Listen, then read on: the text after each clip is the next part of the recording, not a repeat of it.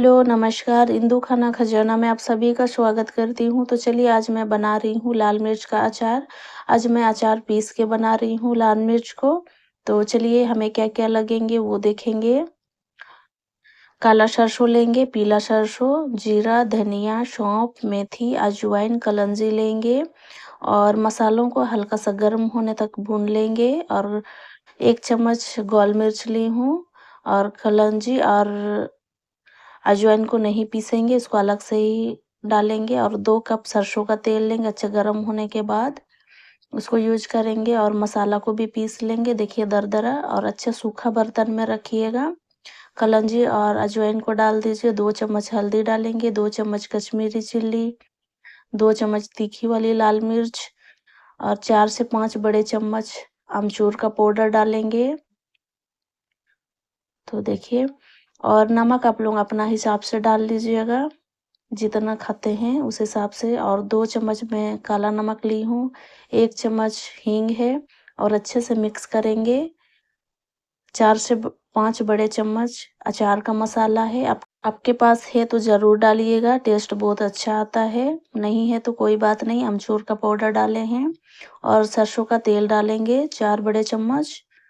तो चलिए मिर्चा को भी पीस लेते हैं, दरदरा पीसेंगे मिर्चा को। इसको पीस लेना है, थोड़ा-थोड़ा मिक्सी के जार में लीजिए और पीस लीजिए। तो देखिए इसको पीस लेना है हमें और इसमें मिक्स करेंगे। मैं पिछले बार कभी थोड़ा-सा अचार का मसाला बच गया था, तो मैं इसी में डाल दी हूँ, उसको भी मिक्स की हूँ।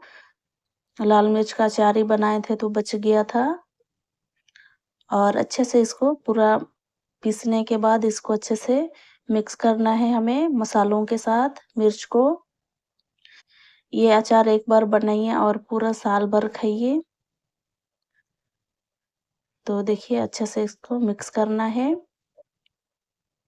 इसको चावल, रोटी, पराठा के साथ खा सकते हैं, बहुत टेस्टी लगता है।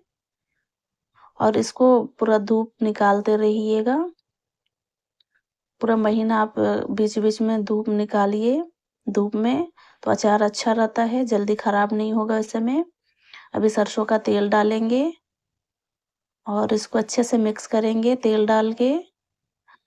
और आप कोई भी बर्तन में रख रहे हैं, मतलब काँच का जार में रख रहे हैं, तो उसको अच्छे से धूप में सुखा लीजिए, उसके बाद ही उसमें अचार भरिएगा। तो देखिए अच्छे से मिक्स भी करना हो गया है। अगर वीडियो देखने के बाद अच्छी लगती है तो प्लीज़ लाइक कीजिए, शेयर कीजिए और सब्सक्राइब ज़रूर कर दीजिएगा। देखिए ये अच्छे से मिक्स भी हो गया है।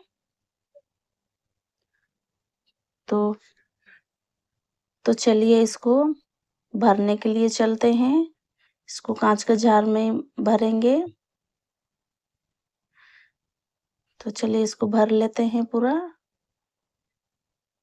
तो देखिए इस तरीके से थोड़ा-थोड़ा इसमें भर लेना है।